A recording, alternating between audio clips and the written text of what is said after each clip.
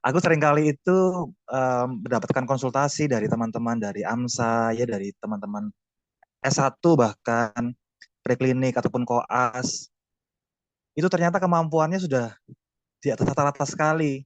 Bahkan zaman aku dulu ketika masih S1, ketika koas ya itu tidak mengerti itu apa sih systematic review itu apa nggak tahu sama sekali teman-teman.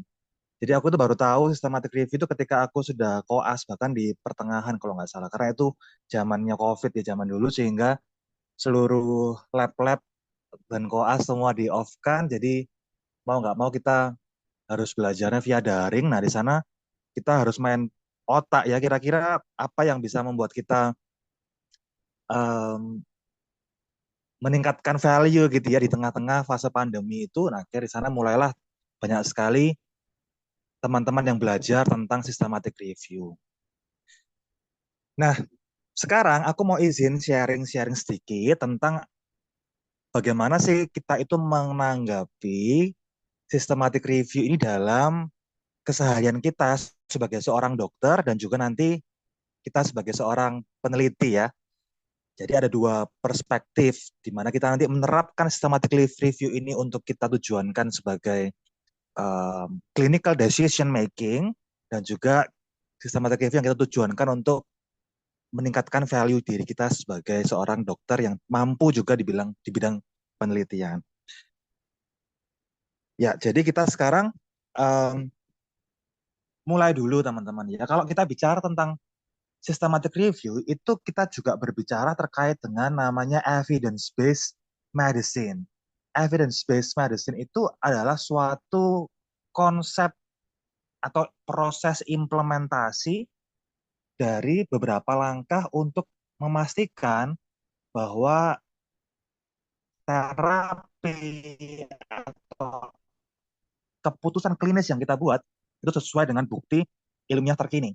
Nah, di dunia bumi ini, planet bumi ini, ada beberapa organisasi yang menaungi atau bergerak di bidang evidence-based medicine, ya teman-teman ya.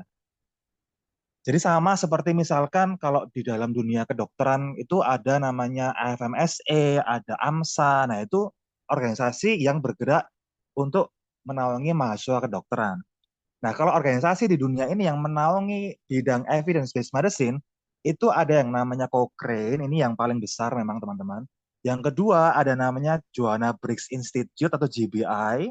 Kalau teman-teman pernah, aku yakin pasti pernah tahu ya, karena mungkin critical appraisal dari beberapa tempat, beberapa studi merek itu pakai namanya GBI. Ada juga namanya Campbell Collaboration, itu fokusnya di guideline development. Ada Evidence Foundation, ada banyak sekali sebenarnya. Tetapi yang menjadi apa namanya organisasi yang sampai saat ini itu memiliki jangkauan yang luas ya termasuk di Indonesia itu ada cabangnya itu adalah Cochrane. Di Indonesia ini cabang Cochrane itu ada di Yogyakarta, di UGM dan juga ada afiliasinya di RSM di UI ya. Namanya Clinical Epidemiology and Evidence Based Medicine CEBM RSCM. Nah, kalau teman-teman ingin belajar lebih dalam terkait dengan apa sih artinya evidence based medicine itu boleh nanti mampir-mampir ke ini ya ke apa namanya websitenya mereka. Nah, di dalamnya Cochrane itu ada yang namanya Cochrane Review, teman-teman. Cochrane Review itu adalah suatu jenis paper review yang dia sangat tinggi level evidence-nya. Bahkan ini sebagai rujukan dalam pembuatan clinical practice guideline atau pedoman praktek klinis.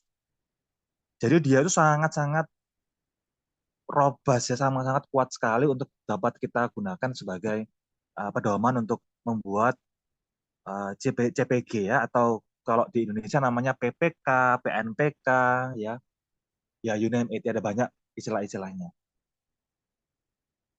Nah, aku izin mengambil suatu quotes yang sempat digaungkan dulu, yaitu a 21st century clinician who cannot critically read a study is as unprepared as one who cannot take a blood pressure or examine the cardiovascular system. Di sini kalian pun ketika semester 1 pasti sudah diajarin cara melakukan tensi darah, mengukur heart rate ya.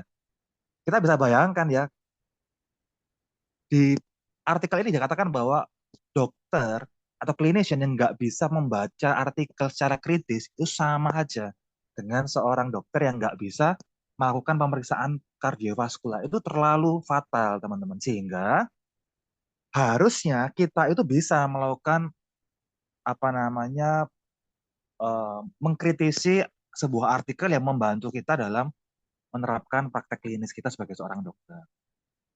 Nah, tadi sempat aku bicarakan, ini aku selalu kasih slide ini dimanapun aku bicara karena em, aku cukup sedikit shock dengan kondisi di Indonesia sekarang, apalagi di dunia kedokteran ya, bahwa systematic review ini selalu dianggap di satu perspektif saja, yaitu apa? Sebagai peningkatan CV. Untuk apa tujuan? Untuk sekolah lanjut, untuk PPDS, sorry to say ya, untuk sekolah master atau PhD atau apapun itu. Tanpa mempertimbangkan kebermanfaatannya kita membuat systematic review ini. Dan ini benar-benar cukup fatal. Oleh karena apa? Fatalnya, oleh karena kita membuat artikel systematic review atau meta analisis itu kita tujukan bukan untuk menyelamatkan pasien tapi untuk menyelamatkan kita diri kita sendiri. Dampaknya ada banyak sekali yang disebut sebagai namanya research waste atau sampah penelitian. Ya sorry to say.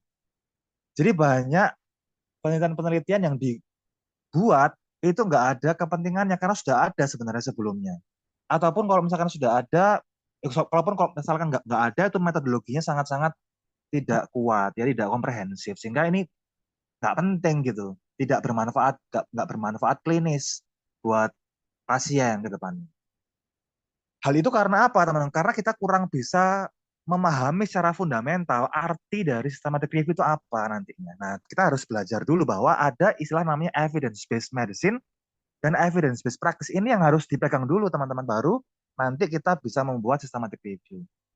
Evidence based medicine itu adalah suatu konsep teman-teman ya, suatu konsep di mana kalau kita ingin menerapkan membuat keputusan klinis itu harus melihat kondisi ilmiah yang terkini, yang sangat-sangat apa namanya eksplisit diterangkan ya, conscientist dan lain-lain. Nah, kalau evidence based practice EBP adalah implementasi dari sebuah konsep EBM itu dalam 5 langkah pendekatan. Nanti kalau teman-teman koas atau di sini yang sudah koas atau mungkin yang sudah dokter, jangan lupa bahwa ada 5 proses yang harus kita selalu tanyakan ke dalam diri kita sendiri kalau kita pengen ngasih obat atau ngasih klinik membuat suatu keputusan klinis. Disingkat itu 5A teman-teman ya, yaitu pertama adalah kita harus asking dulu. Jadi sebenarnya aku ini ngasih obat ini bener apa enggak ya? Atau jangan-jangan ada obat lain, itu asking. Kita membuat suatu pertanyaan klinis. Yang kedua kita cari, acquire ya. Mungkin paradigma yang dulu bahwa dokter itu akan sangat dalam tanda petik memalukan ya. Kalau misalkan kita buka-buka buku untuk mencari lagi, ini terapinya apa ya buat pasien ini. Tapi yang sekarang, zaman sekarang, itu nggak boleh nggak buka malahan ya. Jadi harus acquire, mencari bukti ilmiah terkini. Karena kita tahu bersama bahwa kapasitas manusia itu terbatas. Sehingga kita juga harus mencari, acquire, mencari. Yang ketiga adalah appraise. Kalau udah dicari, kita harus tahu kira-kira ini artikel yang kita temukan, bukti ilmiah ini sudah selaras atau belum ya dengan apa namanya kriteria terkini begitu ya. Kalau misalkan dia ternyata tidak robust, tidak kuat, ya sudah jangan dipakai sebagai sebuah sumber. Yang berikutnya adalah apply, kita harus menerapkannya kepada pasien. Baru yang terakhir audit, mengevaluasi. Jadi ada 5 langkah. Dan 5 langkah inilah yang nanti akan terimplementasikan dalam pembuatan systematic review, teman-teman. Ya, kan kita tahu bersama bahwa level dari penelitian itu ada banyak ya. Dan yang paling tinggi adalah meta analisis. Tapi sayangnya saat ini itu bahkan saking menjamurnya kita membuat meta analisis, bahkan anak S1 semester 1 bisa publikasi atau apa begitu ya. Itu akhirnya penghargaan terhadap meta analisis di dunia ilmiah itu menjadi menurun. Padahal meta analisis itu level evidence-nya tertinggi sekali. Ya sangat amat tinggi. Jadi kita harus hati-hati. Aku sampai sekarang teman-teman ya, kalau teman-teman lihat tadi di apa CV aku tuh aku terakhir kali nulis sebagai first author itu tahun 2023. Nah, selama 2 tahun ini aku fokusnya adalah upgrading ilmu. Aku nggak mau, aku tidak berani untuk menulis-nulis lagi sebagai first author karena aku merasa kapasitasku masih sangat terbatas. Jadi aku harus belajar dulu supaya tidak menyumbangkan scientific fraud ya di dunia keilmiahan. Takutnya nanti kalau nulis-nulis sembarangan tanpa ada panduan yang baik, aku jadinya turut menyumbangkan fraud ya atau kebiasaan dari dunia klinis gitu. Takutnya kalau misalnya ada dokter yang lagi gupuh ya, ini apa terapinya terus lihat paperku yang tidak begitu kuat gitu, jadinya turut ini nanti turut berdosa. Ya, jadi before talking further about IBM, kita refresh dulu ada apa aja sih research method yang ada di dunia kesehatan itu ada apa aja. Ada case report, case series, ya teman-teman ya, ada cross sectional, ada case control, cohort, eksperimental ya, termasuk RCT itu eksperimental, sama review artikel. Nah, seringkali memang review artikel itu apa sih? Cuman kompilasi-kompilasi aja, padahal itu yang paling kuat ya sebenarnya, termasuk apalagi systematic review dan juga meta analisis. Nah, singkat terkait dengan review artikel dulu. Kalau teman-teman mesti gini ya, zamannya S1 FK tuh banyak yang ikut lomba literatur review gitu ya. Terus ada kompetisi yang membedakan jalur literatur review dan systematic review gitu. Padahal sebenarnya systematic review itu ya review artikel, teman-teman ya. Jadi literatur review adalah suatu induknya kita mereview beberapa literatur ya. Nah, metode dalam melakukan review itulah yang nanti akan membedakan. Setidaknya ada dua, teman-teman ya. Ada namanya nanti itu traditional literatur review, jadi kita tidak ada metode khusus. Yang berikutnya adalah systematic literatur review atau systematic review ini. Kalau kita further analyze in quantitative way, maka kita sebut sebagai meta analisis. Nah, kalau kita pengen melakukan review artikel, membuat literatur review, itu harus ada 3 poin ini, teman-teman, yang harus diingat terus ya. Kalau teman-teman ikut lomba-lomba, lihat 3 poin ini. Yang pertama adalah kita harus melakukan critical evaluation of material. Aku sering kali menemukan teman-teman atau aku sendiri ya zaman dulu ketika membuat literatur review itu hanya menggunakan satu artikel utama gitu ya. Kadang-kadang zaman dulu kalau aku lucu ya ketika ikut lomba gitu konsul ke senior ditanyain artikel utamamu apa gitu. Oh, ini artikelnya X gitu. Jadi itu yang di copy-copy seluruh hasilnya di dalam literatur review kita, sementara introduction-nya untuk epidemiologi ngambil dari artikel lain dan lain sebagainya. Itu bukan literatur review, teman-teman. Itu bukan literatur review, itulah plagiarisme atau kopas.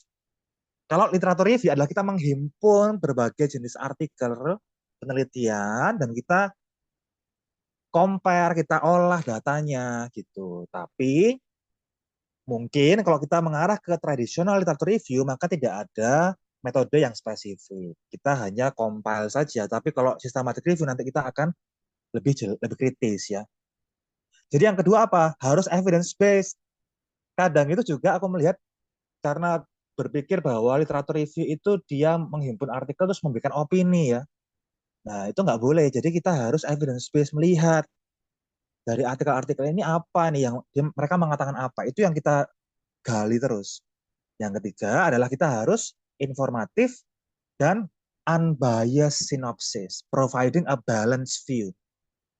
Ya, jadi kalau teman-teman selama ini berpikir bahwa oke, literatur review yang sederhana atau yang seringkali dibuat lomba di FK-FK begitu, itu artinya kita membuat artikel literatur review yang kita hanya membahas satu point of view, padahal tidak seperti itu harusnya. Kita harus membahas berbagai point of view juga. Jadi yang membedakan antara literatur review tradisional dengan systematic review itu hanya terkait dengan metode dan komprehensivitas dari pendekatan kita dalam menjelaskan, teman-teman ya. Nah, kalau ditanya bagaimana langkahnya kita membuat traditional literatur review, itu adalah yang pertama adalah harus cari topik dulu ya, harus cari topik dulu dan identify keywords. Kira-kira kita tuh pengennya bagaimana topiknya. Kadang kalau ditanya gimana sih Kak tips and triknya kita cari ide, the one and only nggak ada jawaban lain selain baca. Ya teman-teman ya, kita tidak mungkin bisa menulis kalau kita tidak membaca, teman-teman. Jadi sebenarnya secara filosofis, menulis itu adalah suatu proses mengabadikan pikiran, teman-teman. Kalau kamu tidak membaca dan kamu hanya menulis, maka tidak ada pikiran yang kamu tuangkan di dalam tulisanmu. Jadi itu seperti aneh gitu ya. Kita tidak berpikir karena kita cuman kopas saja, sementara sebenarnya nggak mungkin sebenarnya alur pikirnya itu kalau misalkan kita nulis kita nggak pernah baca. Jadi the only way untuk mencari topik adalah kamu harus baca. Baca apa? Nah, itu yang harus kamu cari, harus dieksplor. Kamu sukanya bidangnya apa? Nah, mungkin juga kamu boleh ikut banyak sekali lomba-lomba dengan berbagai bidang ya, bidang infeksi, kardiovaskular, neurologi, muskuloskeletal, pulmo dan lain sebagainya. Kamu bisa ikuti semuanya. Kayak aku itu teman-teman kok kalian lihat CV ku itu ya, lomba-lomba yang aku ikuti itu semuanya aku ikutin topik-topiknya ya, mau topik anestesi, mau topik bedah, penyakit dalam, semuanya karena aku cari, aku ini sukanya bidang apa ternyata. Ternyata aku fokusnya di bidang infeksi dan penyakit dalam dan lebih ke arah ke imunologi dan lain sebagainya. Setelah mencari ya, makanya teman-teman harus coba untuk mencari jati diri ya, pengennya bidangnya apa. Kalau udah tahu, kamu akan lebih gampang nih. Oh, tren yang sekarang ini apa ya? Misalkan ya, oh, aku suka di bidang aging atau regenerative medicine. Maka sekarang ini apa? Oh, stem cell sudah lumayan agak jauh nih sekarang stem cell. Sekarang bicaranya adalah secretome gitu ya. Oh, ternyata secretome ada lagi yang terbaru apa? Genetic modified apa? Jadi karena kamu sudah mengikuti topik itu, maka kamu akan tergugah untuk ide-ide baru dan itu sangat-sangat produktif, teman-teman ya. Jadi pertama, identify dulu topiknya dengan membaca. Membaca apa? Membaca original research articles, teman-teman. Jadi membaca RCT terbaru, membaca studi cohort atau eksperimental, atau kalau teman-teman lihat profil-profil peneliti-peneliti level dunia, itu dia risetnya apa aja. Kamu cek penelitian-penelitian di apa misalkan di US, di UK yang besar-besar ya, kampus-kampus besar, kamu lihat penelitinya itu siapa, kamu lihat dia nih CV-nya bagaimana, kamu pelajarin. Oh, dia meneliti tentang hubungan imunitas terhadap ini atau hubungan genetik terhadap apa gitu ya, kayak transplantasi ginjal babi terhadap manusia. Kayak gitu-gitu sudah kita harus baca, teman-teman ya. Jadi harus baca original research first, baru kamu cari kira-kira apa ya kira-kira yang bisa kita olah datanya gitu. Yang kedua adalah generate reading list, teman-teman. Jadi jangan biarkan, ini yang aku tetap pesan ya buat teman-teman koas juga, jangan biarkan rasa penasaranmu itu tidak kamu segera selesaikan ya. Jangan biarkan rasa penasaran itu tidak segera kamu selesaikan karena bisa hilang itu. Ya kalau zaman aku koas dulu ketika lihat fenomena klinis apa gitu, aku take notes di notes HP ku kira-kira supaya aku bisa baca nanti ya kalau sudah swab pasien sudah semuanya udah ada istirahat waktu sambil nunggu visit dokter misalkan ya aku cari ini apa sih sebenarnya. Nah, itu generate reading list. Jadi teman-teman sekali lagi aku ingatkan jangan biarkan teman-teman memiliki rasa penasaran yang dianggurin ya begitu lama. Jadi kalaupun memang nggak bisa segera mencari rasa penasaran itu disimpan dulu di notes. Nah, aku kalau dulu itu sering karena aku memanfaatkan sosial mediaku untuk kebutuhan ilmiah ya seperti di LinkedIn itu, sehingga kalau aku scroll-scroll gitu ada oh ini ada yang sharing tentang metodologi bahwa sekarang itu confidence lebih bagus daripada apa gitu-gitu. Aku screenshot dulu, aku masukkan ke dalam Google Drive-ku gitu ya. Terus nanti bisa aku cari lagi berikutnya. Jadi teman-teman tidak akan lupa kalau misalkan nanti ternyata ada waktu baru akan dibaca gitu ya teman-teman. Jadi generate reading list. Dan aku pastikan teman kalau teman-teman pengen menulis suatu karya ilmiah yang berkualitas jangan terlalu buru-buru ya. Harus pelan-pelan. Jangan sampai teman-teman itu terlalu buru-buru sehingga semuanya tidak teratur. Ya aku sampai bikin referensi-referensinya. Oh bahkan ternyata ada loh yang nulis kepentingannya Prospero itu apa, Ryan itu apa, gitu-gitu. Ya, terus juga making notes by your own word. Jadi habis baca, kamu bisa tulis nih apa yang kamu dapat dari itu, kamu tulis ininya, apa namanya, poin-poinnya apa. Nah, nanti kalau misalkan teman-teman sudah terkumpul itu nanti dengan mudah kamu bisa bisa men-tailor atau menjahit poin-poin itu dalam sebuah kalimat ya. Aku yakin sebenarnya teman-teman itu punya ada banyak waktu kok sebenarnya. Cuman memang kadang-kadang endurance ya. Endurance itu kapasitas kemampuan dalam bertahan membaca itu yang aku rasa kurang ya di Indonesia ini. Boro-boro secara umum ya di dunia kedokteran pun aja aku merasa endurance-nya kurang gitu, kurang bisa kuat membaca. Padahal itu hal yang penting buat kita survive dalam dunia kedokteran ya teman-teman. Jadi dilatih teman-teman kalau misalkan ada waktu gitu dipaksa untuk baca-baca ya sambil jogging atau sambil nongkrong di kamar mandi gitu gak apa-apa baca-baca ini aja timeline atau baca-baca tapi gunakan sosial mediamu untuk ilmiah. Kalau aku memang memanfaatkan LinkedIn-ku tuh untuk fokus ke ilmiah gitu. Kalau Instagram juga ada sih beberapa hashtag-hashtag tuh aku follow. Jadi kalau scrolling apa scroll-scroll tuh kadang ada muncul aja gitu-gitu yang aku bisa simpan gitu teman-teman. Terus yang berikutnya ini poin penting juga teman-teman. Apakah boleh sih pakai ChatGPT atau AI ya dalam nulis? Itu boleh kok teman-teman. Boleh. Boleh itu untuk tapi generating idea ya. Kadang-kadang kita tuh terlalu ruwet mikirnya. Kita terlalu ruwet ini harusnya gimana ya ngumpul-ngumpulkannya. Nah, nggak apa-apa kamu bikin lemparkan ke ChatGPT. Ini aku gimana ya pola pikirnya harusnya itu boleh. Tapi nanti teman-teman bisa pastikan lagi ya karena seringkali aku menemukan ChatGPT itu tidak sesuai ya, tidak sesuai dengan uh, yang diharapkan.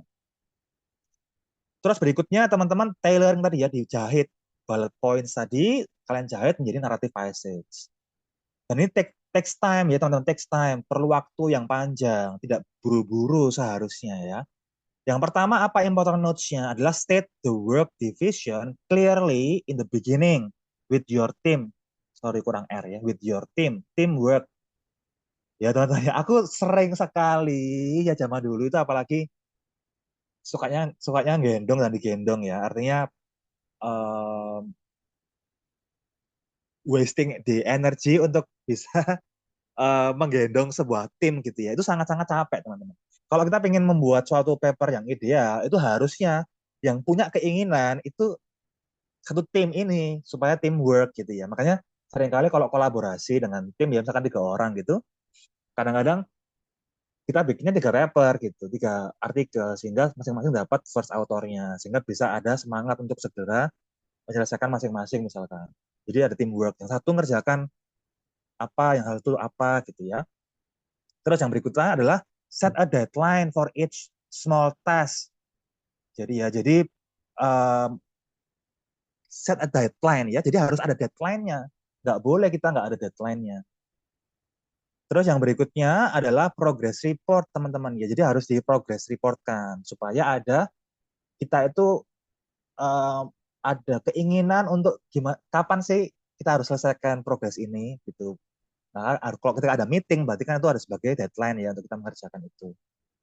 Nah, ini juga benar ya yang keempat. It is better for you to communicate your changes in commitment than you just keep quiet and disappear.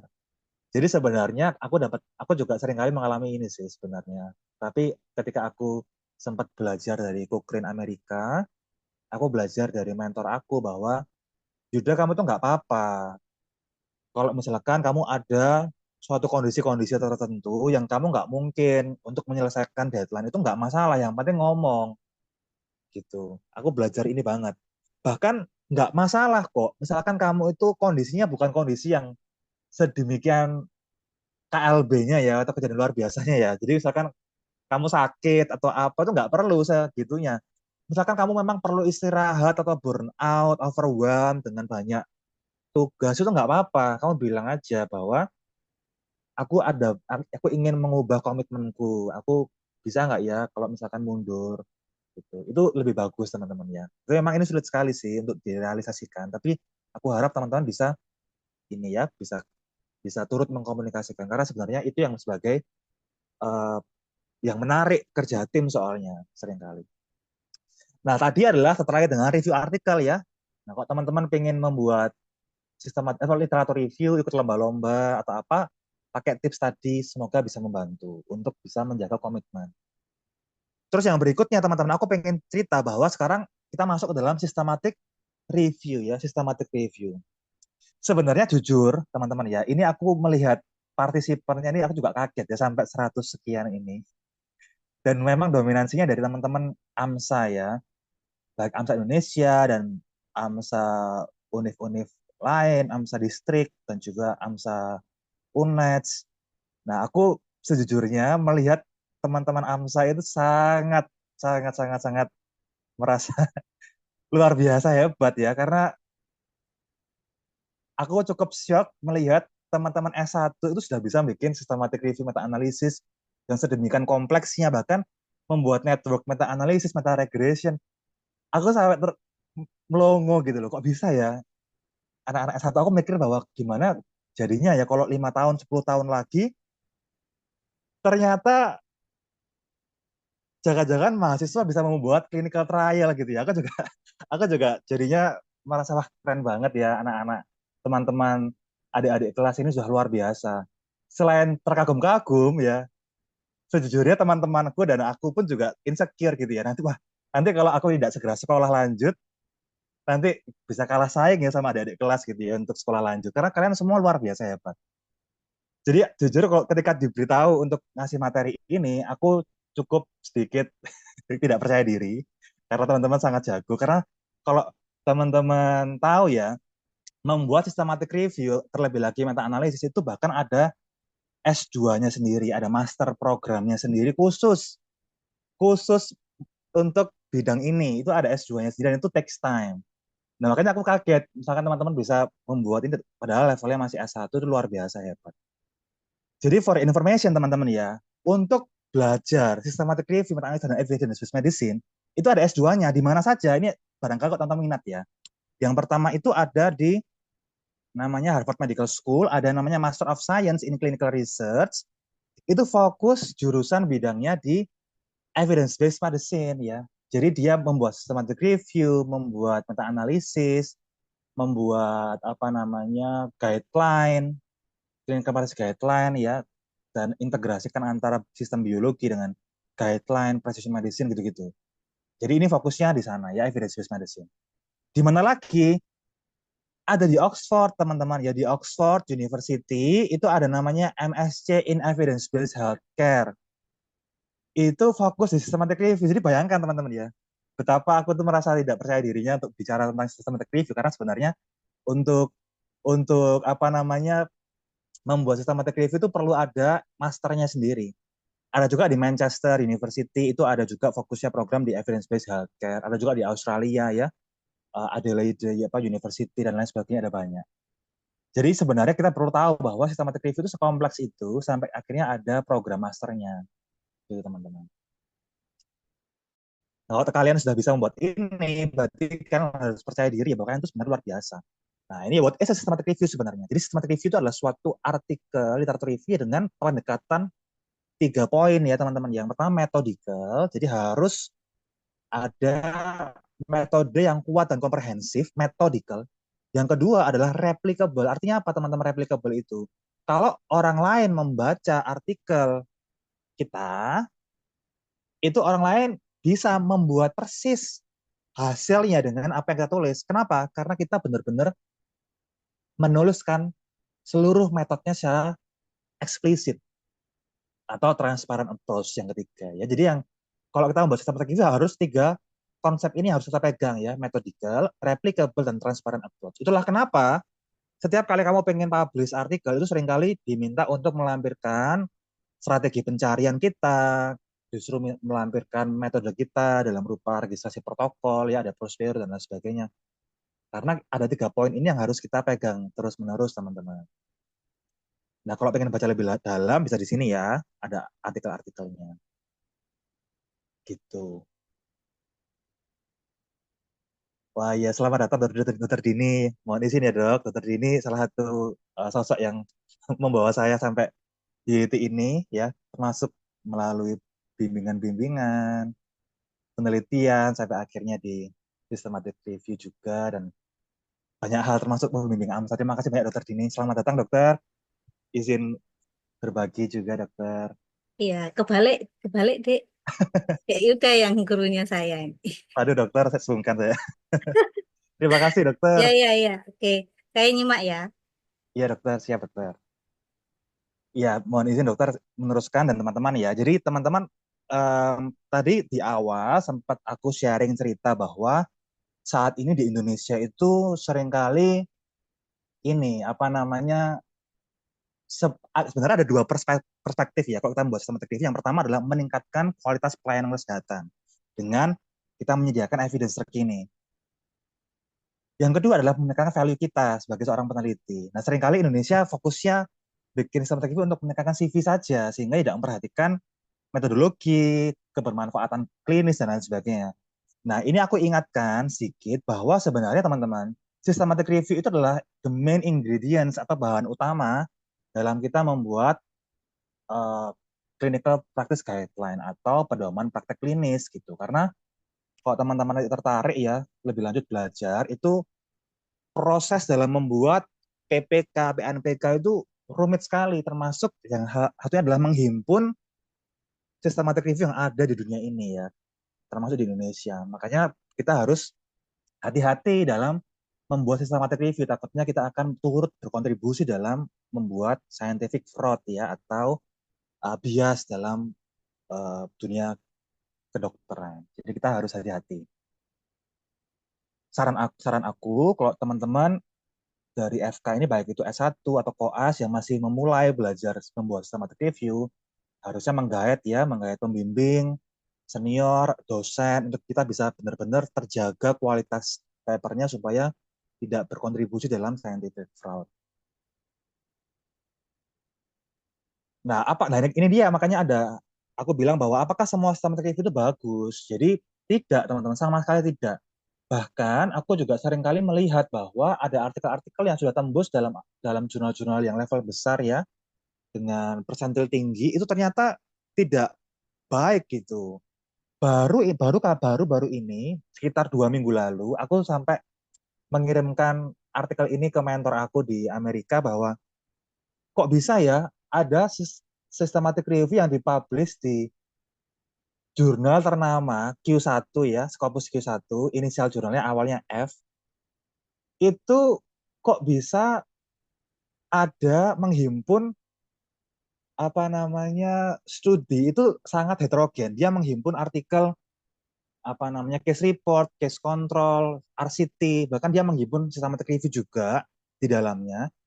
Sebenarnya nggak masalah sebenarnya ya, kalau memang itu ada urgensinya. Tetapi dia mention bahwa di metodologi dia memastikan risk of bias-nya menggunakan risk of bias yang disebut sebagai namanya itu, aku tulis ya, ada namanya circle gini teman-teman.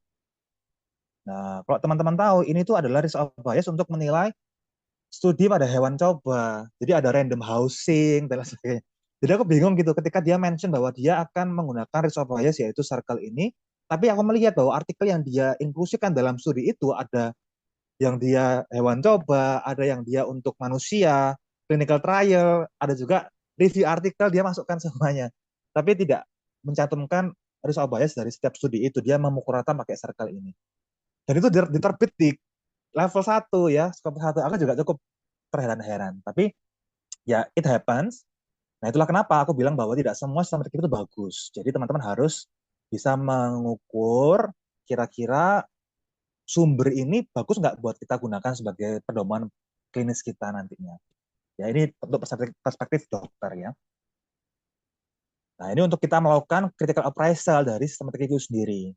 Kalau kita pengen membuat paper yang bagus, itu kita harus tahu bagaimana critical appraisal poin-poinnya yang bagus dari apa namanya tipe studi yang kita akan angkat, teman-teman. Kalau kita pengen membuat case report, ya kita cari critical appraisal dari case report itu apa poin-poinnya. Oh, kita harus menjelaskan misalkan relevansi dari apa namanya kasus kita terhadap topik apa, misalkan gitu judulnya, atau mungkin harus ada keterkaitan antara terapi dengan klinisnya, atau mungkin poin misalkan terkait dengan um, harus ada kebaruan atau novelty yang ada dalam case kita yang kita laporkan, misalkan seperti itu ya. Aku kurang paham detailnya. Tapi kalau pada systematic review kita bisa berpegang pada namanya Prisma checklist ini teman-teman. Jadi harus jelas. Contoh yang paling gampang aja teman-teman ya. Nomor 1 ini title teman-teman. Di Prisma checklist itu tertulis bahwa identify the report as a systematic review di title-nya. Di title, di judul itu harus ada tertulis systematic review. Makanya kadang-kadang misalkan teman-teman merasa bosan ya, aduh kayaknya kok monoton sekali ya. Banyak yang nulis systematic review of randomized control trial, a systematic review of cohort studies, a systematic review of analysis gitu ya. Kok kayaknya bosen ya, aku pengen ganti deh, nggak usah pakai kata-kata itu. Aku cuma pengen bilang effectivity and apa gitu-gitu. Nah, apakah boleh? Itu tidak dianjurkan dalam Prisma Checklist ini karena kita harus membilang di title kita bahwa inilah systematic review. Sesuai dengan checklist ini, kita harus mengikuti itu ya teman-teman ya. Nah, kalau pengen belajar lebih dalam, itu ada handbooknya, ada namanya Cochrane Handbook for Systematic Review of Intervensi ataupun Diagnostic Test ya. Memang di Cochrane ini keterbatasannya, systematic review-nya terbatas, guideline-nya masih dalam rupa systematic review of intervensi dan juga diagnostik. Padahal sebenarnya systematic review di luar itu ada banyak. Ada systematic review of etiologic, prognostik, ya ada banyak teman-teman ya. Cuman untuk guideline-nya, untuk yang Cochrane ini dia masih yang intervensi dan juga diagnostik. Nah, kalau untuk bicara steps, ini sebenarnya pakemnya sama teman-teman. Jadi dari dulu itu pakemnya sama step-stepnya. Ini nanti nggak akan aku bahas secara detail karena memang akan memakan waktu. Jadi kalau idealnya kita itu diskusi ini tuh bisa sampai 3 hari teman-teman. Kalau di Cochrane Indonesia itu trainingnya sampai 3 hari untuk dari awal sampai akhir systematic review ini. Jadi ini aku kasih beberapa poin-poin ya, langkah-langkahnya. Yang pertama adalah define study questions, topic PICOS. Sebenarnya nggak hanya PICOS saja, ada juga namanya PECO, sorry. E-nya itu adalah exposure. Jadi nggak mesti intervensi. Ada juga istilahnya PICOT dan lain-lain. Jadi kadang-kadang kita agaknya bingung ya. Kita disuruh membuat critical appraisal, studi observasional, faktor resiko misalkan gitu ya terhadap apa gitu. Tapi kita dipaksakan nulis PICO, PICO gitu, PICO. Nah, intervensinya apa kan bingung kadang-kadang. Apa intervensinya? Nah, itu boleh sebenarnya ada exposure dan lain-lain ya. Nah, habis kita tahu review questions ini apa, jadi kita harus lakukan namanya preliminary search dulu atau scoping atau mapping. Nah, ini juga mungkin teman-teman barangkali sering atau relatable ya. Aku sering kali dapat di apa konsultasi adik-adik yang preklinik S1, Kak Ye, maaf mengganggu waktunya. Aku tanya, ini bingung kok. Aku sudah sempro dengan systematic review, sudah di ACC dosen untuk kata kunci seperti ini, tapi setelah dilakukan pencarian ternyata nggak ada artikelnya, nggak ada ketersediaan artikelnya, jadi harus mengganti ulang. Nah itu gimana ya, harus gimana?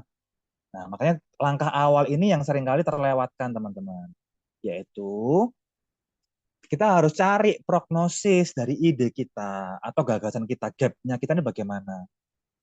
Apakah ketersediaan artikel ini ada di database seperti Google Scholar, apa namanya Web of Science, Embase, PubMed, ya apakah ada? Nah, kamu cari. Biasanya standar aku adalah kalau dalam satu halaman pertama PubMed itu kan 20 studi itu ya. Dia ada artikel yang kita inginkan setidaknya dua, itu berarti prognosis untuk kita teruskan pencarian itu bagus teman-teman. Jadi kamu next slide, next page ada lagi satu atau dua, itu bagus berarti. Di database lain akan muncul lagi, itu bagus. Tapi kalau misalkan dalam satu page itu cuma ada satu, bukan nggak ada, ya itu berarti ya kita perlu pertimbangan kembali. Tapi sebenarnya teman-teman, apakah nggak boleh ya kita tuh bikin suatu review terkait dengan ide-ide baru yang sebenarnya belum ada RCT-nya? Apakah apakah apakah nggak boleh? Boleh-boleh aja. Kalau memang tujuan dari artikel kita adalah meningkatkan awareness untuk memajukan penelitian-penelitian trial, gitu boleh-boleh aja. Jadi kita itu namanya adalah scoping review, teman-teman. Ya, aduh, aku semoga nggak terlalu kemana-mana ya. Tapi aku ingin bilang bahwa ada teman-teman istilah yang disebut sebagai namanya scoping review atau mapping review. Itu apa bedanya sama systematic review? Kalau scoping itu tujuannya adalah kita ingin membuat suatu awareness di dunia ini bahwa ternyata topik ini tuh perlu diangkat loh untuk dibuat trialnya. Jadi biasanya kalau scoping itu tidak ada metodologi yang sedemikian striknya sehingga kita harus mengeksklusi banyak tipe studi. Scoping itu boleh misalkan kebetulan kemarin aku sempat membantu seorang rekan juga yang dia fokus di bidang men's mental health, membuat suatu review. Itu nggak ada di dunia ini tuh, nggak ada artikel tentang bagaimana seorang laki-laki mencari pertolongan dalam meningkatkan kesehatan mentalnya. Itu nggak ada penelitian terakhirnya. Dan itu boleh kita membuat suatu review namanya scoping. Jadi mencari review artikel atau mencari case report atau laporan-laporan trial itu boleh kita himpun semuanya dalam rupa namanya scoping. Nah, dari scoping ini harapannya berikutnya akan ada trial-trial lagi sehingga muncullah systematic review, muncullah guideline gitu. Jadi nggak masalah ketika kita memang nggak ada artikel yang serupa, itu namanya scoping. Yang kedua, kalau sudah tahu ya PICOS-nya, PECO, udah preliminary, udah yakin nih dengan ide kita, yang kedua adalah kita harus formulate strategis, teman-teman. Kata kunci ini yang kita harus menjadi kunci dalam mencari artikel, ya, kata kunci sebagai kunci. Iya, karena memang kalau kita salah dalam memformulasi kata kunci, itu nggak akan tersaring, teman-teman. Nggak akan tersaring.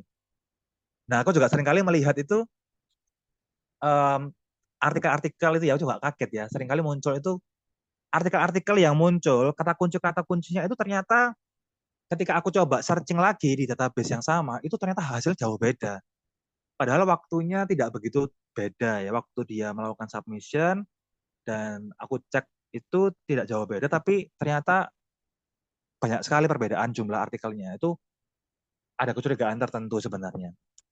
Terus yang berikutnya adalah registration protokol, teman-teman ya. Jadi harus kita ingat tadi ada metodical, transparent, sama ada replicable. Nah, maka harus kita jelaskan bahwa bagaimana ini protokolnya. Apakah udah jelas, udah sangat-sangat eh, apa namanya dijelaskan secara eksplisit, yaitu harus melewati registrasi protokol. Yang berikutnya adalah kita harus melakukan study selection, menghimpun artikel-artikel itu semuanya dengan baik untuk kita bisa lakukan study selection. Nah, baru kita laporkan. Nah, ini juga jangan lupa teman-teman. Prisma ini harus dibuat segera. Harus dibuat segera, teman-teman. Jadi memang takutnya lupa nanti kita mendokumentasikan ini. Gitu. Jadi berapa studi yang kita himpun awalnya, terus berapa studi yang kita ini harus eksklusikan, itu kita harus himpun sejak awal. Terus berikutnya adalah risk bias analysis for individual studies. Tentunya ya harus kita critical appraisal, terus baru kita masuk assess kualitatifnya, kita data ekstraksi, kita buat forest plotnya, meta analisis, ya, kita lihat publication biasnya. Terus kita juga lihat ada namanya grade analysis ya, nanti kita akan lihat. Sama berikutnya adalah critical appraisal untuk paper kita sendiri, teman-teman. Jangan sampai paper kita nanti itu ternyata memiliki poin-poin bias, ya, itu yang berbahaya. Oke, nah nanti teman-teman juga perlu perhatikan ya untuk set preliminary search tadi step 1. Aku lebih ingin nanti kita diskusi, teman-teman ya. Um, Sehingga nanti step-stepnya ini aku harap kita bahasnya tidak begitu dalam. Jadi yang pertama kita harus set review question tadi ya, harus jelas PICOS-nya, ada PICO, ada PIC-PECO, ada spider juga. Nah, ini what is PICOS tadi harus jelas. Terus yang kedua adalah formulating keywords, teman-teman. Nah, keywords itu harus pakai namanya Boolean strategis ya. Jadi harus ada or, and, not. Nah, seringkali memang yang digunakan adalah or dan and ya. Tapi sebenarnya untuk lebih menspesifikkan lagi itu bisa pakai not ya. Not itu untuk supaya kita tidak menghimpun kata kunci itu. Barangkali ada kata kunci yang dia mirip-mirip gitu ya. Jadi memang kita perlu memperhatikan dari beberapa kata kunci itu. Sama jangan lupa pakai nesting, kalau perlu pakai ada namanya dollar sign atau bintang ya untuk kita bisa memastikan variasi-variasi kata kunci yang mungkin akan muncul. Dan ini teman-teman ya, kalau dari Cochrane itu aku juga baru tahu ya karena aku barusan join di Cochrane dan akhirnya tahu seideal itu seharusnya membuat systematic review. Jadi harus mengkonsultasikan ke medical librarian atau namanya information specialist namanya. Jadi kalau di Cochrane itu, kalau bikin systematic review, itu harus ada role-role yang tidak boleh terlewat. Yang pertama adalah role kepakarannya di bidangnya. Terus yang kedua adalah ya lead autornya ya. Yang ketiga adalah information specialist atau medical librarian yang memastikan terkait dengan pencarian ini yang dia punya akses banyak gitu. Sama yang ketiga, yang keberapa dia? Yang keempat adalah statistician, yang kelima adalah pasien. Ini yang menarik, aku juga baru tahu ya teman-teman ya, bahwa consumers atau pasien yang dia itu pernah mendapatkan intervensi ini, itu juga boleh kita sertakan untuk meningkatkan kredibilitas dari review dari Cochrane itu. Jadi pasien pun juga dilibatkan dalam sebuah artikel itu. Sama yang keenam ya adalah orang-orang yang memiliki kemampuan dalam mentranslasikan studi-studi dengan berbagai bahasa yang kita himpun. Jadi sebenarnya kalau teman-teman tahu ya, systematic review itu nggak boleh ada limitasi bahasa. Sering kalau teman-teman lihat di artikel-artikel lomba-lomba gitu ya, eksklusinya adalah 10 tahun terakhir. Berbahasa selain Inggris kita eksklusi. Nah, itu dasarnya apa? Aku sekarang membuat systematic review sama mentorku di Cochrane itu bahkan ada bahasa apa Persian itu apa? Persia itu ya. Jadi ngundang autor dari Persia itu untuk join untuk mentranslate 6 artikel kami yang berbahasa itu. Sama kemarin juga ada apa namanya mentorku yang dari UK, dia minta, Yuda ini ada artikel dalam bahasa Indonesia, ini boleh nggak ya aku minta tolong untuk ditranslasikan, ini kira-kira sesuai dengan kriteria inklusinya apa enggak. Jadi sampai se-effort itu gitu. Jadi benar-benar komponennya harus lengkap. Jadi kita nggak bisa, kecuali ada beberapa justifikasi. Contoh misalkan kamu bikin systematic review tentang COVID ya, COVID-19 ya, maka kamu boleh membuat limitasi tahunnya tahun 2020. Karena memang kita nggak ada COVID di tahun-tahun sebelumnya gitu. Tapi ada pun misalkan justifikasi misalkan ada perubahan guideline terapi misalkan ya. Jadi misalkan dulu itu terapinya X, sekarang terapinya Y di tahun 2020 gitu ya, sehingga kamu harus melakukan limitasi dari studi itu. Gitu.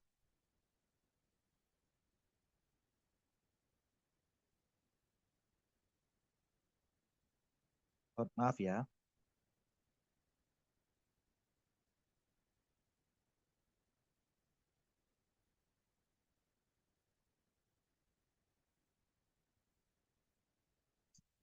Jadi ya teman-teman ya. Terus berikutnya adalah tadi ya formulating keywords harus pakai mass terms ini. Nanti teman-teman boleh diskusi ya habis ini jika memang ini diperlukan. Ini contoh keywords yang sedemikian kompleksnya. Gayanya membuat keywords itu monggo, terserah teman-teman. Terserah teman-teman mau membuat dalam satu line atau multiple line seperti ini atau bagaimana. Yang penting terhimpun, terrecord semua prosesnya. Dan orang lain dapat mereplikasinya. Terus jangan lupa untuk registrasi protokol teman-teman, karena ingat tadi sifatnya sistem review ada 3, metodikal, replicable, sama transparan. Jadi harapannya segala proses itu terdokumentasikan dengan bagus teman-teman. Ya ini Prospero boleh teman-teman lakukan. Dan boleh juga kok membuat systematic review itu hewan coba itu boleh.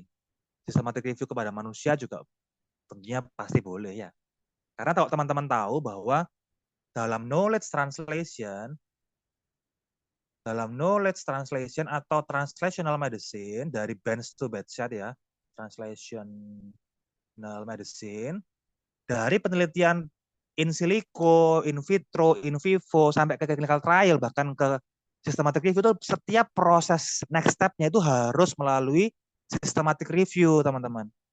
Supaya apa? Supaya untuk melangkah ke step berikutnya itu tidak ada bias ya. Jangan sampai ada opini atau fakta yang tertinggal sebelum kita melanjutkan ke next step gitu. Ya, ini contohnya Prospero. Nah, ini yang penting sekali aku pengen bilang teman-teman ya. Take your time. Jadi apa namanya, membuat artikel ini sangat-sangat perlu waktu.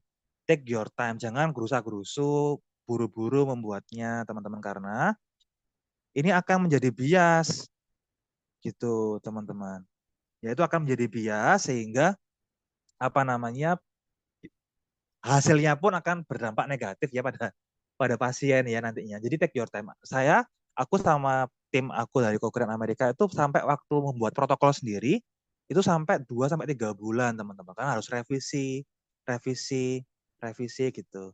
Jadi memang apa namanya em, membuat PICOS-nya, terus metodologinya itu harus robust dulu di awal, harus kuat. Takutnya nanti kalau sudah nggak kuat, terus kita menemukan studi lain gitu ya, kita harus back to the method lagi gitu. Seringkali yang aku temukan kalau di Indonesia ini, karena memang kembali lagi tujuannya adalah meningkatkan CV pribadi ya, itu kalau misalkan sudah lanjut ke dalam metode itu, terus menemukan artikel baru yang ya menarik, itu bisa mengubah metode yang di awal gitu. Jadi seharusnya memang kita harus tahu di awal kita pengen mengisi gap apa dari pengetahuan ini gitu.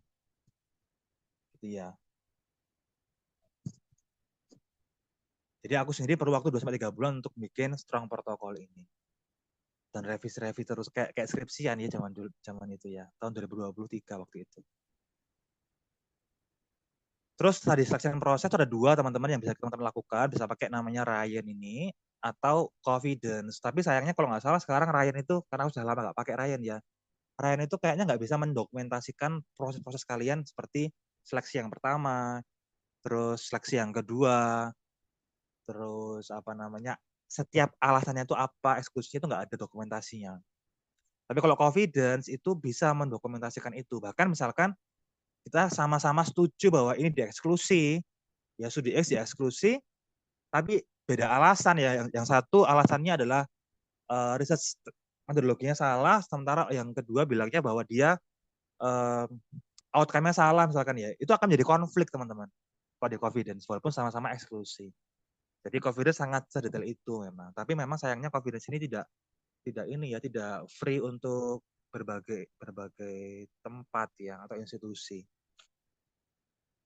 Tapi kalau nggak salah confidence bisa dipakai free kalau studinya cuma 500 sampai apa 200 gitu aku lupa ya. Ini teman-teman bisa bisa coba ya nanti confidence. Jangan duit manually ya. Zaman dulu tahun 2019 tuh aku bikin systematic review itu benar-benar manual teman-teman ya. Jadi ada 600, aku ingat banget jumlahnya. Ada 624 studi. Dulu aku sempat bantuin konsulen bedah dulu. Itu aku bacain semuanya 600 itu. Dan aku manual satu persatu karena aku nggak tahu caranya bagaimana membuat apa mengeksklusi terus menginklusi. Jadi aku baca semuanya, kira-kira yang duplikat yang mana gitu-gitu. Jadi aku semua tulis judulnya, autornya, tahunnya itu dalam Excel. Terus aku apa namanya lihat manual ini kira-kira mana yang duplikat satu persatu sampai 624 artikel. Itu aku bilang apa mikir bahwa ya ampun sesulit ini ya bikin systematic review ternyata ya. Terus begitu tahu ada namanya Ryan, ada tahu namanya Confidence, ada namanya review manager ya, ada Stata, R. Jadi aku tahu ya ampun ternyata keren ya bisa menghilangkan segala proses yang selama ini aku tahunya manual gitu ya teman-teman.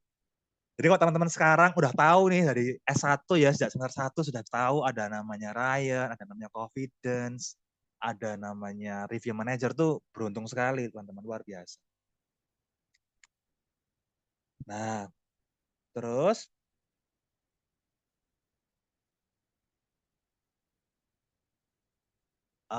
ini prosesnya tadi untuk kita bisa ekspor studies dan lain sebagainya. Ini Ryan, contohnya web versionnya. Kayaknya sekarang sudah ada update ya. Aku sudah lama nggak mengupdate ini teman-teman ya. Terus juga teman-teman boleh juga ya, BTW kalau teman-teman pengen membuat sama review untuk publikasi, alangkah baiknya setiap metode teman-teman yang teman-teman lampirkan dalam manuskrip itu juga ada citasinya.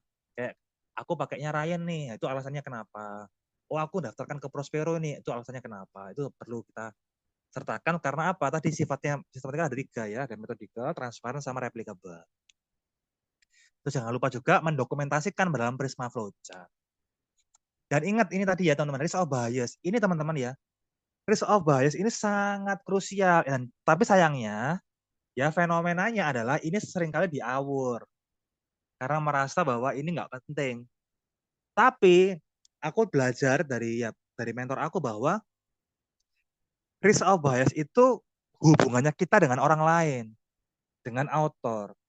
Kita bisa bayangkan, misalkan kita membuat systematic review, kita bisa membuat judgement artikel itu secara ngawur ya, bahwa Supranoto et al. Itu high risk dalam randomisasi gitu ya.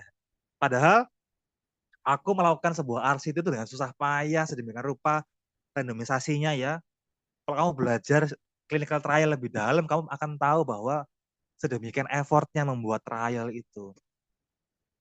Harus mengundi pasien, harus mendatangkan pasien datang ke tempatmu untuk melakukan penelitian ya, diambil sampelnya. Itu keterlibatan segala elemen penelitian trial itu luar biasa hebat. Terus kita setelah merta duduk di kamar kos untuk ikut lomba ya, menulis bahwa randomized control trial ini high risk gitu. Betapa sakit hatinya aku ketika digitukan teman-teman ya. Apalagi kalau kamu publikasi di jurnal-jurnal yang besar-besar gitu ya.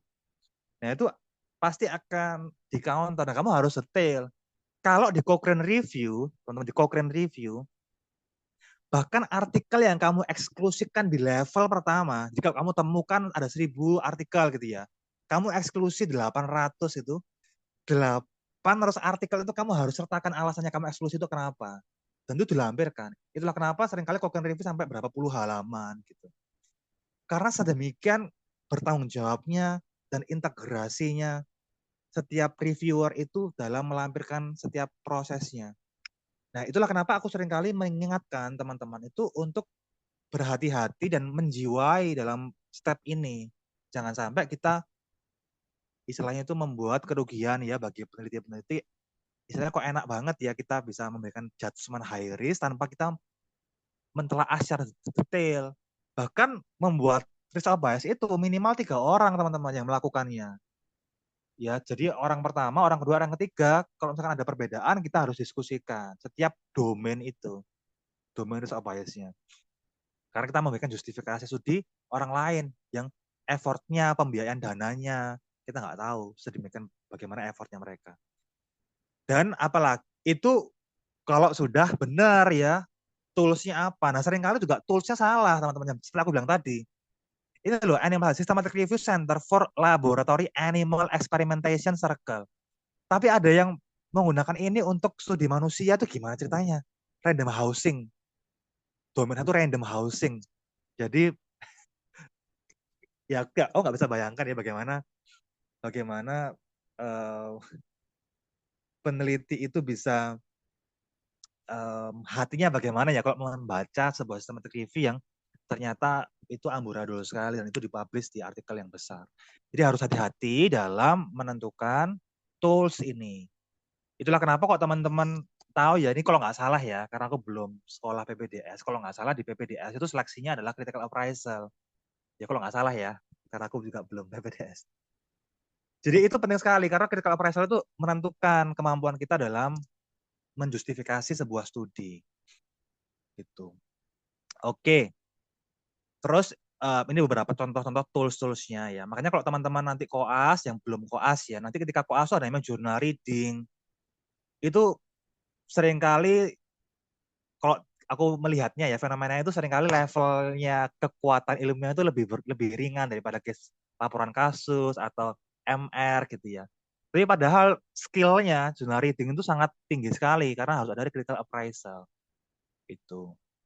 Ya ini adalah ROB, ini contoh teman-teman. Kalau teman-teman tuh pengen melakukan justifikasi result bias, dipelajari ininya, elemen-elemen domainnya ya di sini. Ini aku yakin sebenarnya teman-teman sudah pada paham ya, tapi seringkali tidak menjiwai prosesnya.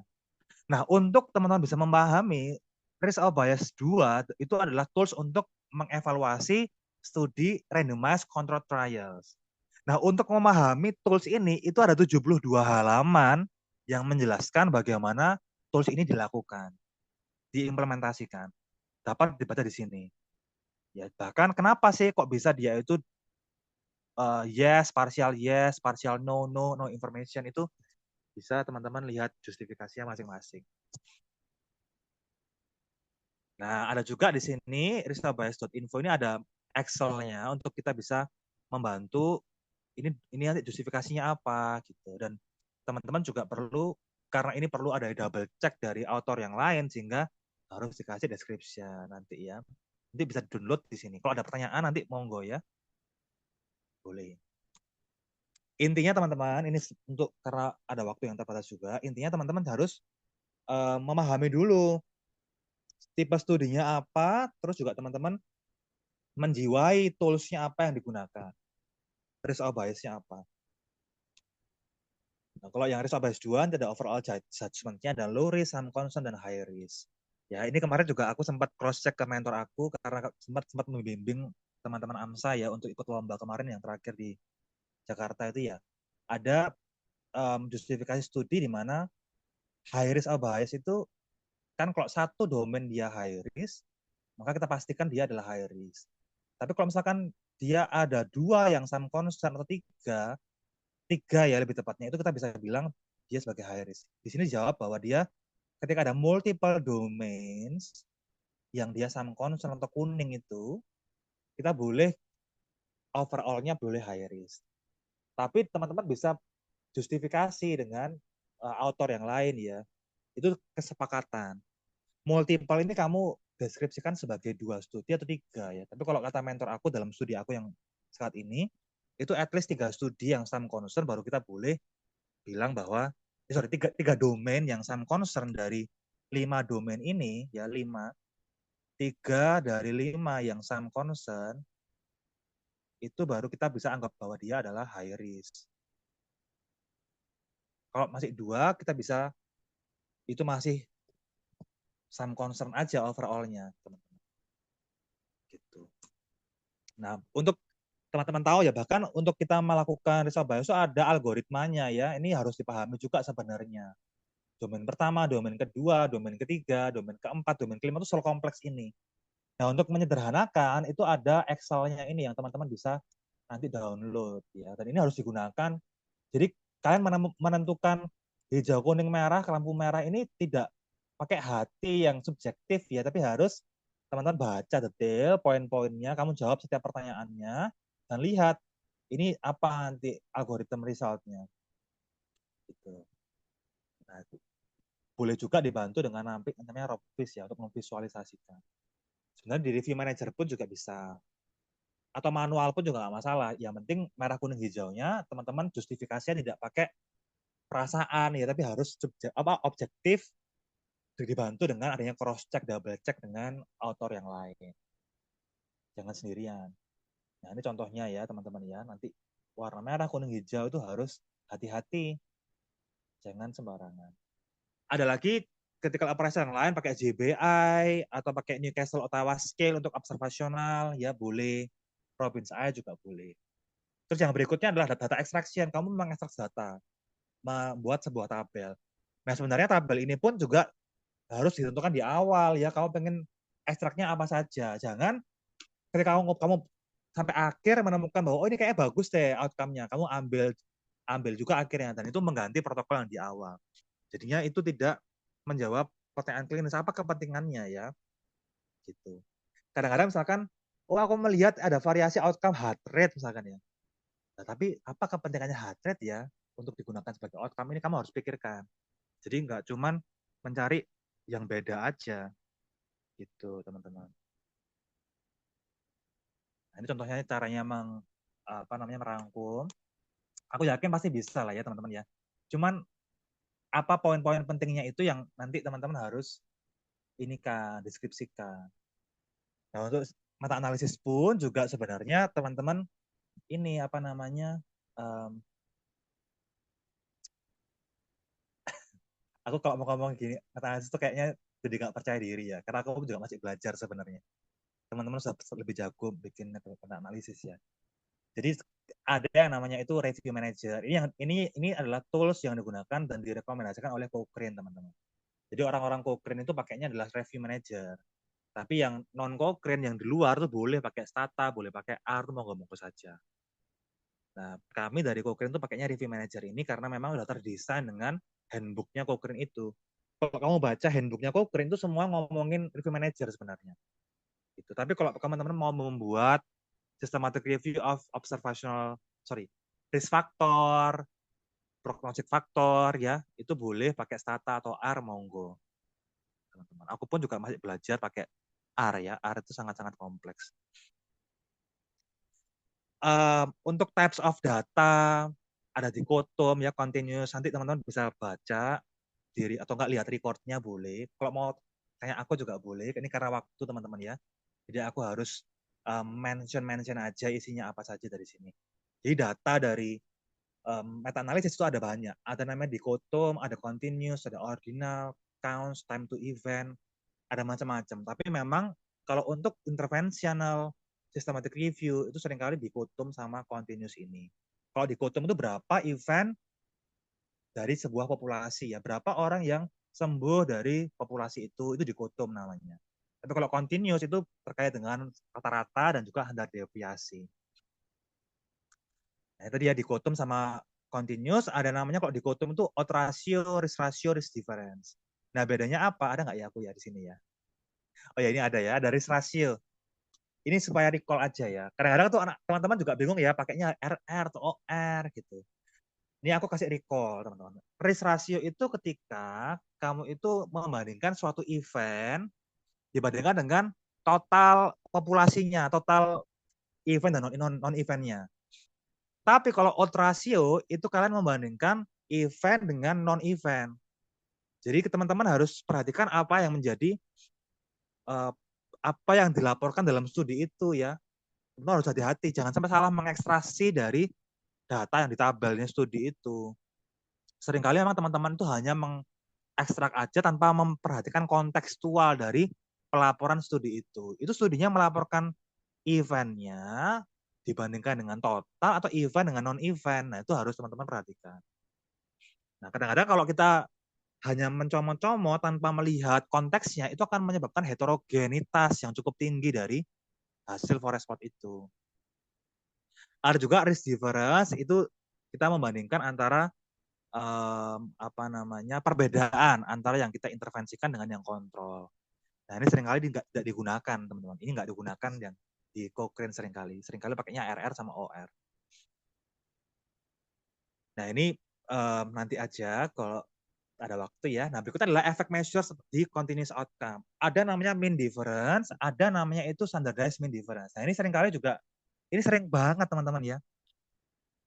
Jujur aku itu sampai sekarang menghindari untuk membuat, seperti aku bilang tadi, aku kurang pede untuk memimpin sebuah systematic review lagi karena aku jujur masih ada gap knowledge yang perlu aku isi dengan studi lanjut. Jadi mean difference sama standardized mean difference itu bedanya apa? Misal kalau pengen menilai tentiran, aku selalu bilang gini ya, tentiran AMSA terhadap nilai IPK mahasiswa blok 1 misalkan ya, dibandingkan dengan tanpa tentiran sama sekali ataupun PBL saja dari program kuliah gitu. Terus dilihat nilai IPK-nya. Kalau pengukuran nilai IPK itu teman-teman melihat studi yang pertama melaporkannya adalah nilai IPK per semester. Lalu studi kedua itu menilai IPK per apa akumulasi total ya. Terus ada lagi yang studi ketiga menilai nilai per bloknya, gitu ya. Itu kan cara pengukurannya kan beda-beda. Tapi yang kita inginkan sebenarnya sama, yaitu melihat outcome kognitifnya mahasiswa misalkan. Nah, kalau cara pengukurannya berbeda, itu kita pakainya nanti adalah standardized mean difference. Artinya kita menstandarisasikan semuanya sama. Kayak misalkan sentimeter, meter, desimeter, itu nggak apa-apa teman-teman, kita ekstrak semuanya. Tapi asalkan kita pakai standardized mean difference. Adapun juga misalkan kita jenis intervensinya ada modifikasi atau sedikit perbedaan, itu juga boleh pakai namanya standardized mean difference. Kayak tadi ya, tentirannya levelnya PBL, atau enggak tentirannya levelnya privat. Nah, itu kan sama-sama kita memberikan tentiran ya, intervensinya. Tapi ternyata itu ada perbedaan sedikit. Seharusnya kita bisa pakai subgroup ya. Tapi kalau misalkan nggak bisa pun, salah satunya bisa pakai namanya standardized mean difference. Untuk menilai outcome terakhirnya nanti ya. Nah, ada juga namanya change score, teman-teman. Jadi misalkan teman-teman melihat studi yang pertama melaporkan nilai awalnya mahasiswa sebelum dikasih tentiran. Terus dilihat nih follow up selama 6 semester dilihat outcome akhirnya bagaimana. Nah, itu kan berarti ada baseline, ada endpoint ya teman-teman ya. Nah, sementara yang studi lain melaporkan perubahannya. Nah, kira-kira bagaimana itu? Nah, sebenarnya idealnya kita mencari itu melihat selisihnya teman-teman ya dari perubahannya. Karena agak curang misalkan studi yang pertama itu melaporkan bahwa tipe pembelajaran A itu meningkatkan baseline-nya dari nilainya 3 ya, dia benar-benar jelek banget nilainya 3 dari 10. Tapi tancaran itu meningkat sampai ke 7 poinnya, endpointnya. Sementara studi lain itu baseline-nya adalah 7, meningkatnya ke 8. Kalau kamu melihat endpoint saja itu nggak fair. Karena studi pertama itu berhasil meningkatkan 4 poin, sementara studi kedua cuma 1 poin, walaupun endpoint-nya lebih besar yang kedua itu 8. Nah, kalau kamu bandingkan 8 dan 7, seolah-olah lebih bagus yang 8. Padahal itu nggak fair. Studi pertama dia ada proses untuk naik ke sana. Nah, itu yang perlu teman-teman perhatikan. Nah, sebenarnya ada kalkulasi rumusnya, pakai namanya SD change ini, main dan SD change ini. Yang sebenarnya sekarang sedang diformulasikan ya. Kalau saran dari aku, mendingan teman-teman pisahkan data olahannya. Ada yang change score, ada yang end score, end point. Supaya nanti tidak membuat rancu dalam pembaca menginterpretasikannya. Ya, ini nanti teman-teman boleh bertanya, silahkan. Nah, terkait dengan heterogenitas, ini aku juga dapat poin penting dari mentor aku, teman-teman, ya, bahwa heterogenitas itu lebih penting daripada signifikansi. Kalau teman-teman melihat bahwa ini nggak signifikan, itu nggak masalah. Bahwa memang berarti perlu studi lebih besar, misalkan. Tapi kalau hasilnya heterogen, itu yang perlu kita adjust dan mitigasi. Karena berarti kita kurang, misalkan kurang detail dalam membuat PCOS-nya. Kita sembarangan dalam melakukan ekstraksi. Karena siapa tahu kamu melihat efek dari pemberian jamu temulawak terhadap kebugaran gitu ya. Tapi kamu menghimpun studi yang buat anak-anak remaja sama buat lansia gitu misalkan. Yang lansia kamu kasih jamu dia masih nggak bugar gitu. Sementara yang anak-anak remaja kamu kasih jamu dia bugar. Ya jelas teman-teman ya. Nah itu menjadi heterogen. Karena apa? Karena populasinya kamu kurang spesifik.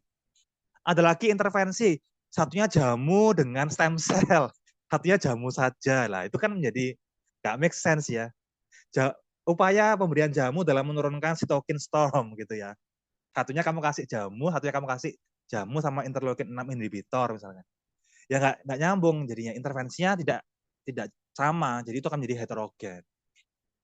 Jadi ini harus diperhatikan ya, jangan sampai kamu tidak hati-hati dalam melakukan ekstraksi data.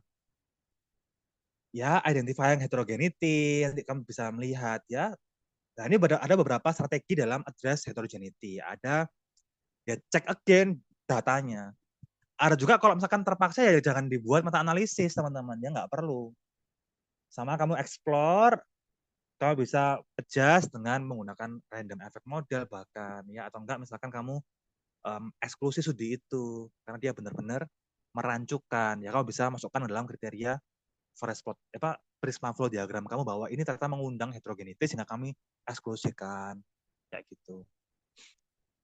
Oke, sepertinya karena terkait dengan waktu, jadi aku hanya akan menyampaikan beberapa poin, sama aku pengen di akhir menyampaikan bahwa ya terima kasih moderator.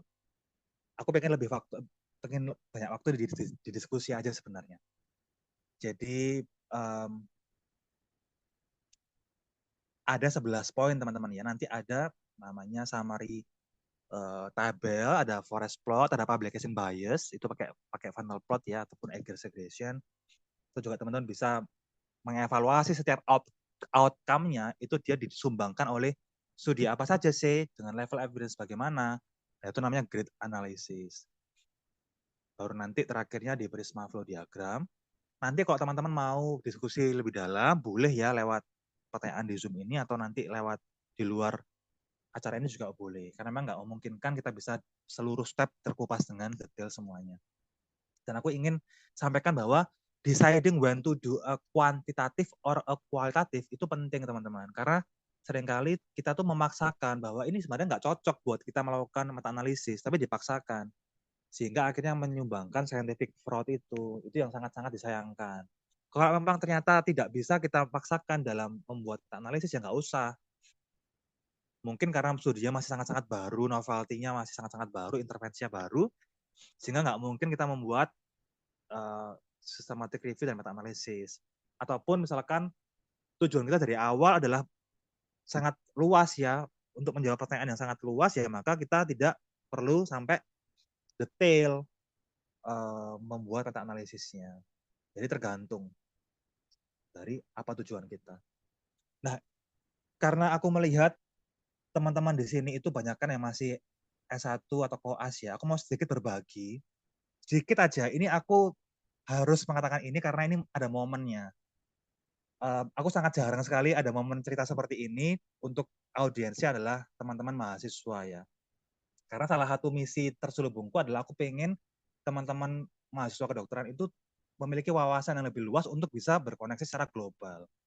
Jadi jangan berkutat dalam rutinitas kampus aja, tapi juga perlu ada expanding your horizon of thought ya. Jadi harus berpikir lebih luas dan koneksimu tuh harus diperluas lagi. Aku pengen cerita bahwa do not underestimate the power of making review article ya, bahkan literatur review. Kadang itu teman-teman merasa bahwa aduh aku apa ya cuma ikut esai ilmiah atau apa, itu nggak masalah teman-teman. Itu your starting point, sama seperti aku dulu awalnya juga ikutnya seperti itu. Dan dari membuat literatur review, esai ilmiah, terus membaca lebih dalam, itu yang akhirnya membuka koneksi lebih banyak. Nah, melalui AMSA ini awalnya titik poin pertamaku ketika itu akhirnya bisa berkoneksi dengan teman-teman di luar.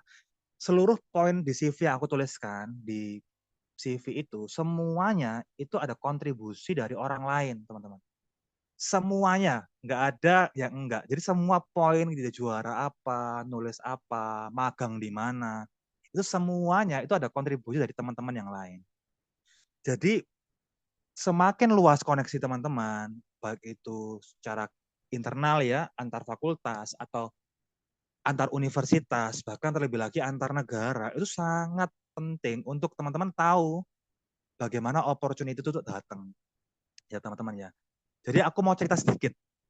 Ini karena aku harus menceritakan ini ya. Pertama teman-teman ya, finding some opportunities to enhance research skill and research collaboration. Jadi teman-teman, perjalananku tuh berawal dari di AMSA itu.